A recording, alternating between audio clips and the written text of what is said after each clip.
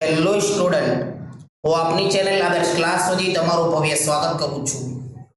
આજે આપણે ધોરણ 10 ગણિત ચેપ્ટર 1 વાસ્તવિક સંખ્યાઓ તેના સ્વાધ્યાય 1.2 નો દાખલા નંબર 1 ભણીશું। ચાલો સમયનો બગાડ કર્યા વિના ભણવાની શરૂઆત કરીએ। દાખલા નંબર 1, સાબિત કરો કે વર્ગમૂળ 5 એ અસમય સંખ્યા છે।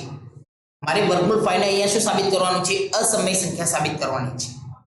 जो यह साबिती है तो સૌથી પહેલા હું ધારણા શું કરીશ?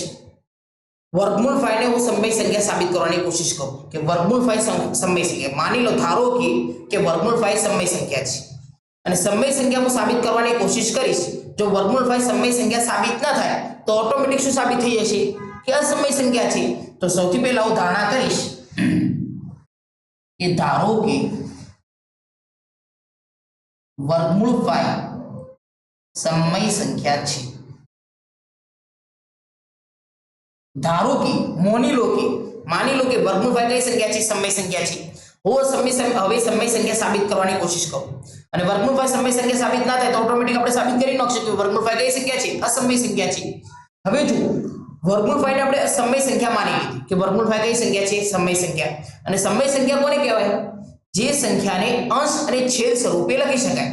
मतलब જે સંખ્યાને a ભાગ્યા b સ્વરૂપમાં લખી શકાય તેને સમય સંખ્યા કહેવાય। તો વર્ગમૂળ 5 સમય સંખ્યા છે, તો વર્ગમૂળ 5 સમય સંખ્યા હોય તો તેને a ભાગ્યા b સ્વરૂપમાં લખી શકાય। a ભાગ્યા b સ્વરૂપમાં લખી શકાય શા માટે? કે સમય સંખ્યા એને કહેવાય જે સંખ્યાનો અંશ અને છેદ હોય। અને જે અહીંયા આપણે a અને b જે સંખ્યા લખી છે, અહીંયા આપણે જે a અને b a ભાગ્યા b જે સંખ્યા લખી છે એમાં a અને b કઈ સંખ્યા છે? આપણે કઈ સંખ્યા માની લઈશું? અવિભાજ્ય સંખ્યા છે। કઈ સંખ્યા છે? અવિભાજ્ય પૂર્ણાંક સંખ્યા છે। તો આપણે અહીં લખીશું કે અહીં a અને b એ અવિભાજ્ય પૂર્ણાંક સંખ્યા છે। અવિભાજ્ય પૂર્ણાંક સંખ્યા મતલબ જે સંખ્યા પોતાના જ ઘડિયામાં આવે, બીજા કોઈના ઘડિયામાં ના આવે તેને અવિભાજ્ય પૂર્ણાંક સંખ્યા કહેવાય।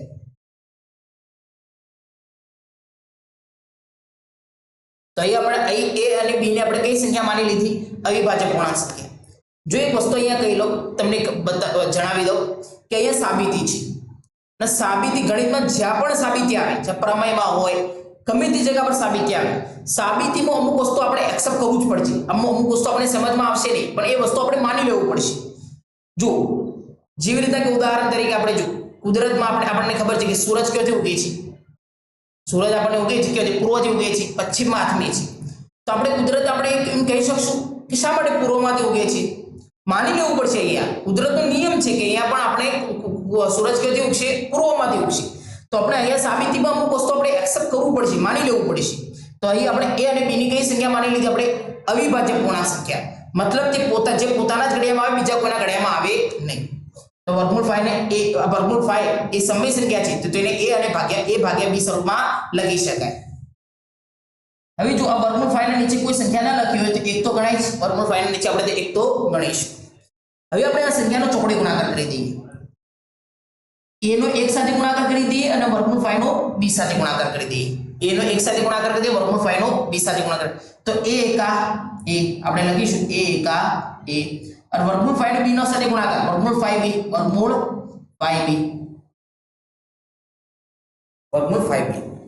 હવે જો બંને બાજુ આપણે વર્ગ લઈ લઈએ, બંને બાજુ વર્ગ લેતા તો આપણે a નો પણ વર્ગ લઈએ। ગણિતનો નિયમ છે કે તમે એક બાજુ વર્ગ લેશો તો બંને બાજુ તમારે વર્ગ લેવો જરૂરી છે। ડાબી બાજુ વર્ગ લેશો તો જમણી બાજુ પણ વર્ગ લેવો જરૂરી છે। તો a નો વર્ગ અને વર્ગમૂળ 5b નો વર્ગ, બંને બાજુ શું લેતા? આપણે વર્ગ લેતા। તો બંને બાજુ આપણે વર્ગ લઈ લીધું। આપણે સાઈડમાં લખી દઈશું બંને બાજુ વર્ગ લેતા, બંને બાજુ વર્ગ લેતા। એનો વર્ગ તો એમને એમ લખી દો, એનો વર્ગ થશે। હવે જો આ વર્ગમૂળ 5b નો વર્ગ છે એ વર્ગમૂળ 5 નો પણ વર્ગ ગણાશે અને b નો પણ વર્ગ ગણાશે। તો વર્ગમૂળ 5 નો વર્ગ તો કેટલો જવાબ આવશે? ગણિતનો નિયમ છે કે જ્યાં વર્ગમૂળ અને વર્ગ બંને ભેગા થઈ જાય એ વર્ગ અને વર્ગમૂળ બંને શું થઈ જશે? કટ થઈ જશે। તો અહીં વર્ગ અને વર્ગમૂળ બંને શું થઈ જાય? કટ થઈ જાય. તો કેટલો જવાબ આવશે? ખાલી 5. ખાલી 5. અને b નો વર્ગ તો એમને એમ લખી દો. b નો વર્ગ તો એમને એમ લખી દો. તો વર્ગમૂળ 5 નો વર્ગ કેટલો થશે? 5. અને b નો વર્ગ કેટલો થશે? b નો વર્ગ. શા માટે? આપણે ગણિતનો નિયમ છે, યાદ રાખજો. અહીંયા હવે આગળ જ્યાં પણ આવે તો પણ યાદ રહેવું જોઈએ કે વર્ગ અને વર્ગમૂળ બંને ભેગા થઈ જાય એટલે શું થઈ જાય? કટ થઈ જાય. તો a નો વર્ગ બરાબર 5 b નો વર્ગ. હવે જો અહીંયા આપણે સમજવાનું છે, થોડું ધ્યાન આપજો અહીંયા. હવે જો અહીં 5 કોનો અવયવ છે? એના વર્ગનો અવયવ છે. b નો વર્ગ પણ કોનો અવયવ છે? એના વર્ગનો અવયવ છે. ઉદાહરણ તરીકે જેવી રીતના કે આપણે સમજીએ 10 ના અવયવ પાડીએ આપણે. 10 ના અવયવ કેટલા પડશે? 5 દુ 10, 5 દુ 10. તો 5 એ 10 નો પણ અવયવ ગણાય અને 2 એ પણ 10 નો અવયવ ગણાય. તો એ જ રીતે અહીંયા 5 એનો વર્ગનો અવયવ ગણાય અને b નો વર્ગ પણ એનો વર્ગનો અવયવ ગણાય. તો 5 અહીં એનો વર્ગનો અવયવ છે. એટલું તો કન્ફર્મ થઈ ગયું કે અહીં 5 કોનો અવયવ છે? 5 એના વર્ગનો અવયવ છે. 5 એના વર્ગનો અવયવ છે. 5 એકનો અવયવ છે, એના વર્ગનો અવયવ છે. હવે જો ગણિતમાં એક પ્રમેય છે, પ્રમેય 1.2.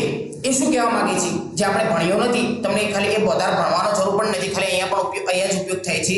તમને પ્રમેય નહીં પૂછાય તો થોડું ખાલી તમને સમજાવી દઉં કે પ્રમેય 1.2 કહેવા શું માંગે છે. પ્રમેય 1.2 કહે છે કે જો કે અહીં 5 એના વર્ગનો અવયવ છે. 5 કોનો અવયવ છે? એના વર્ગનો અવયવ છે. તો 5 એનો પણ અવયવ થાય. 5 એના વર્ગનો અવયવ એના વર્ગનો અવયવ હોય તો 5 એનો પણ અવયવ થાય. ઉદાહરણ તરીકે જો આપણે એના વર્ગ તરીકે અહીંયા 25 માની લઈએ. એના વર્ગ તરીકે આપણે શું માની લઈએ? 25 ના અવયવ પડે. 25 ના અવયવ કેટલા થશે? 5 25 એટલે 5 × 5. તો એ 5 કોનો અવયવ છે? 25 નો અવયવ છે. તો એ 25 આપણે શું એના વર્ગ તરીકે આપણે 25 માન્યું છે. તો 5 25 નો અવયવ થાય તો 5 એના વર્ગનો અવયવ થાય. 5 25 નો અવયવ થાય તો એના વર્ગનો અવયવ પણ થાય. હવે જુઓ આપણે એ તરીકે 5 લઈએ. એ તરીકે શું લઈએ? 5 લઈએ. અને 5 ના અવયવ પડે. 5 × 5. તો 5 અહીં 5 નો અવયવ છે. તો 5 5 નો અવયવ હોય તો 5 એનો પણ અવયવ થાય. શા માટે? એ તરીકે આપણે શું લીધું છે? 5 લીધું છે. એના નેક્સ્ટ બીજું ઉદાહરણ લઈએ. જો એના વર્ગ તરીકે આપણે 9 લઈએ. એના વર્ગ તરીકે 9 લઈએ. 9 ના અવયવ પડે. 9 ના અવયવ કેટલા થશે? 3 તરી 9. તો 3 9 નો અવયવ છે. 3 9 નો અવયવ હોય તો 3 એના વર્ગનો અવયવ થાય. શા માટે? એના વર્ગ તરીકે આપણે 9 લીધો છે. તો 3 9 નો અવયવ હોય તો એના વર્ગનો અવયવ ગણાશે. તો એ તરીકે આપણે 3 લઈએ. એ તરીકે 3 લઈએ. તો 3 નો અવયવ પડે. 3 × 3. તો 3 3 નો અવયવ ગણાશે. તો 3 એનો પણ અવયવ ગણાશે. તો એ જ રીતે અહીં 5 એના વર્ગનો અવયવ છે. તો 5 એનો પણ અવયવ ગણાય. 5 એનો પણ અવયવ ગણાય. જો સમજમાં ના આવ્યું હોય તો આ વિડિયો એક બે વાર જોઈ લેશો તો તમને સમજમાં આવી જશે. તો આપણે અહીંયા લખીશું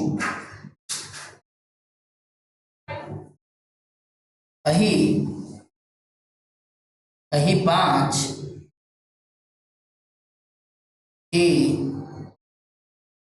એના વર્ગનો અવયવ છે.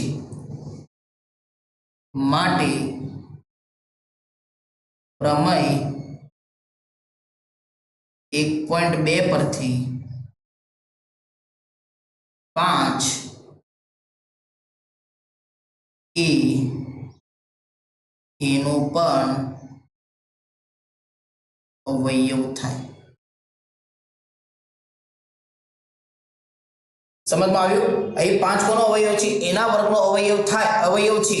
તો 5 કોનો અવયવ થશે? પ્રમેય 1.2 પરથી. ગણિતનો પ્રમેય 1.2 એમ કહે છે કે 5 એના વર્ગનો અવયવ હોય તો 5 એનો પણ અવયવ થાય. આપણે આ જે સમીકરણ પડ્યું એને સમીકરણ 1 નામ આપી દઈએ. સમીકરણ 1.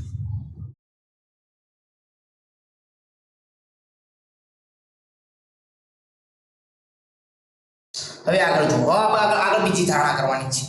જો સાબિતી છે, સાબિતમાં અમુક વસ્તુ તમને સમજમાં નહીં આવે તો અમુક કન્સેપ્ટ અમુક વસ્તુ તમારે એક્સેપ્ટ કરવું જ પડશે, માની લેવું પડશે. તો આપણે બીજી સાબિતી છે. ધારો કે ફરી ધારણા કરી છે, માની લો આપણે આગળ લખીએ છીએ ધારો કે એટલે માની લો કે ધારો કે a બરાબર 5 છે. a બરાબર 5 છે. માની લો કે એની કિંમત કેટલી છે? 5 છે. હવે આપણે બંને બાજુ વર્ગ લઈ લઈએ. તો એનો વર્ગ લઈ લઈએ, ડાબી બાજુ વર્ગ લઈ લઈએ અને 5c નો વર્ગ એટલે બંને બાજુ ગણિતનો નિયમ છે બંને એક સાઈડ વર્ગ લો તો બંને બાજુ વર્ગ લેવો પડશે. હવે સામે આપણે આમાં લખી દઈશું કે બંને બાજુ વર્ગ લેતા હવે જો એનો વર્ગ તો એમને લખી દો 5 નો વર્ગ આ વર્ગ 5 નો પણ છે c નો પણ છે તો 5 નો વર્ગ કેટલો થશે પાય 25 c નો વર્ગ તો એમને લખી દો લખી દો અને સમીકરણ 2 નામ આપી દો. હવે આપણે સમીકરણ 1 માં જો સમીકરણમાં a ના વર્ગની કિંમત કેટલી હતી 5b નો વર્ગ. સમીકરણ 2 માં પણ જુઓ a ના વર્ગની કિંમત કેટલી છે 25c નો વર્ગ.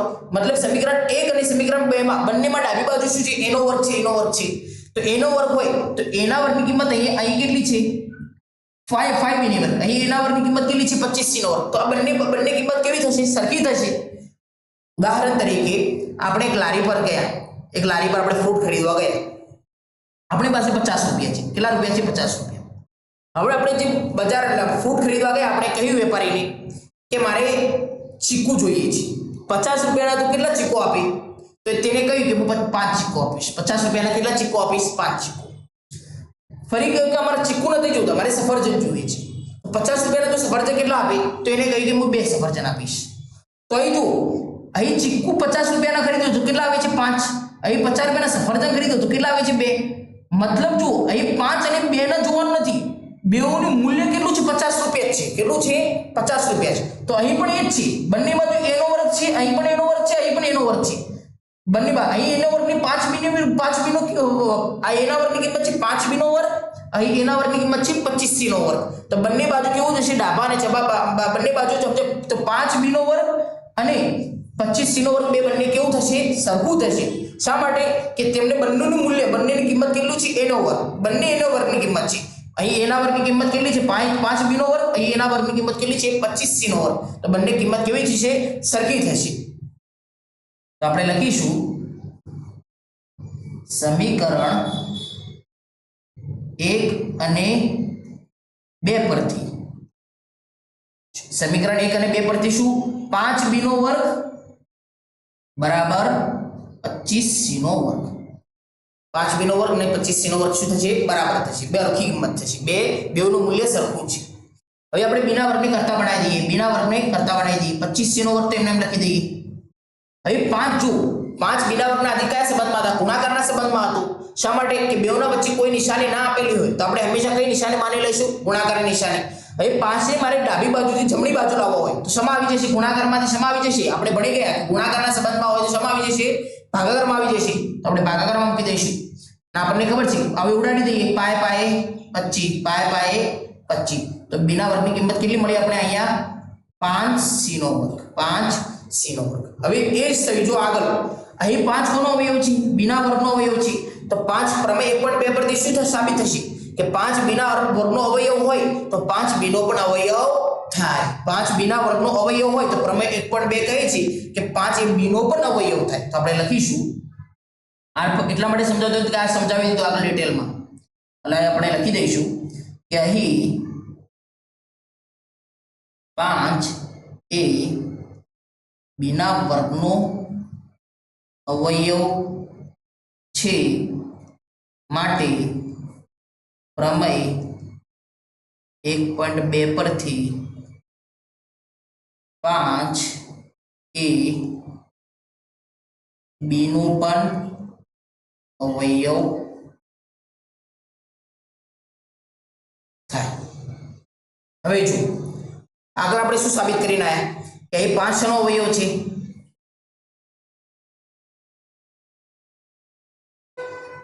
આગળ આપણે સાબિત કરીએ કે અહીં 5 કોનો અવયવ છે 5 a ના વર્ગનો અવયવ છે. 5 કોનો અવયવ છે a ના વર્ગનો અવયવ છે. તો 5 નો અહીં આગળ આપણે એમ સાબિત કર્યા કે 5 a નો અવયવ છે. 5 કોનો અવયવ છે a નો અવયવ. અને અહીં આપણે શું સાબિત કર્યું કે 5 કોનો અવયવ છે b નો પણ અવયવ છે. અને a અને b કઈ સંખ્યા છે a અને b આપણે જે સંખ્યા અહીંયા સાબિત કરી કે a અને b કઈ સંખ્યા છે અવિભાજ્ય પૂર્ણાંક સંખ્યા. અવિભાજ્ય પૂર્ણાંક સંખ્યા કોને કહેવાય જે પોતાના જ ઘડિયામાં આવે બીજા કોઈના ઘડિયામાં આવે નહીં. તો અહીં 5 a નો અવયવ છે અને 5 b નો અવયવ છે. અને અવિભાજ્ય સંખ્યાનો અવયવ હંમેશા કેટલો હોય જો અવિભાજ્ય ચિહ્ન ઉદાહરણ તરીકે આપણે 11 લઈએ 11 છે અને 13 છે. 11 અને 13 કઈ સંખ્યા અવિભાજ્ય સંખ્યા. શા માટે કે પોતાના જ ઘડિયામાં આવે છે. મને અવયવ પાડું તો 11 એકા 11 અને 13 એકા 13. તો 11 ના અવયવ 11 પડ્યા અને 13 ના અવયવ કેટલા પડ્યા? 13 પડ્યા. તો બંનેનો સામાન્ય અવયવ એટલે ગુસા કેટલો થશે? સામાન્ય અવયવ એક જ થશે. શા માટે? કે બેમાં કોઈ કોમન સંખ્યા છે જ નહીં. તો અવિભાજ્ય સંખ્યાનો સામાન્ય અવયવ શું થાય? એક જ થાય. જેમ કે બેમાં કોઈ કોમન સંખ્યા આવતી જ નથી.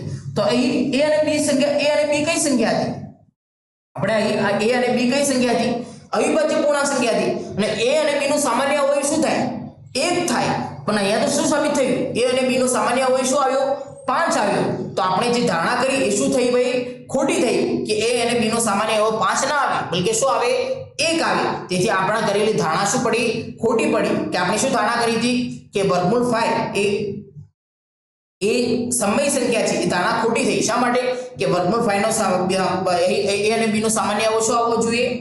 1 હવે સામાન્ય અવયવ 1 આવવો જોઈએ. અહીંયા શું આવ્યો? 5 આવ્યો. તો આપણે કરેલી ધારણા ખોટી છે. માટે વર્ગમૂળ 5 એ સમય સંખ્યા નથી, પરંતુ કઈ સંખ્યા છે? અસમય સંખ્યા છે. તો આપણે લખી દઈશું કે અહીં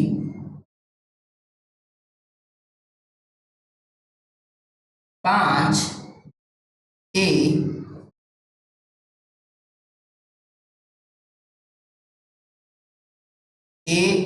અને બી નો સામાન્ય અવયવ છે. પરંતુ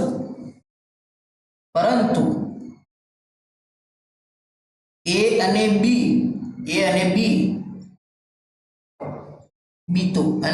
b તો અવિભાજ્ય પૂર્ણાંક સંખ્યા છે. તેથી તેમનો એટલે a અને b નો સામાન્ય અવયવ 1 થાય. અહીં a b તો સમજે ને, a અને b નો સામાન્ય અવયવ શું થાય? 1 થાય, 5 ન થાય. તો આપણે કરેલી ધારણા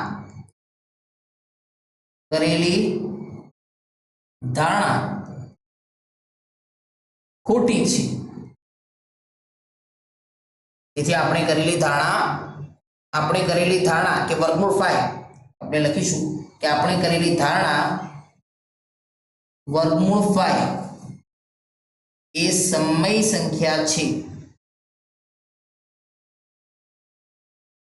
તે ખોટી છે. માટે સાબિત થાય છે. વર્ગમૂળ 5 ને સમય સાબિત ના કરી શક્યા તો વર્ગમૂળ 5 કે શું સાબિત થઈ છે? માટે સાબિત થાય છે કે વર્ગમૂળ 5 એ અસમય સંખ્યા. જો તમને આ દાખલો આવડી જશે તો આવા સેમ ટુ સેમ 2 થી 3 દાખલા છે. તો એક દાખલો આવડી જશે, 2-3 દાખલા તમને ઈઝી રીતે આવડી જશે. એટલે એમ ન સમજતા કે આ દાખલો તો કેટલો અઘરો છે, કેવી રીતે ગણી શકાય. તો એક દાખલો આવડી જશે તો એકવાર તમારે યાદ કરવાની જરૂર પડશે. બાકી આપોઆપ તમને બીજા દાખલા આપોઆપ આવડી જશે. એટલે ધ્યાનથી એક દાખલો યાદ કરી લેજો અને તેને સમજી લેજો. આઈ હોપ, હું આશા રાખું છું કે તમને દાખલો સમજાયો છે. જો સમજાયો હોય તો કોમેન્ટ કરો, વિડીયોને લાઈક કરો, ચેનલને સબસ્ક્રાઇબ કરો. ચાલો આપણે નેક્સ્ટ લેક્ચરમાં મળીએ.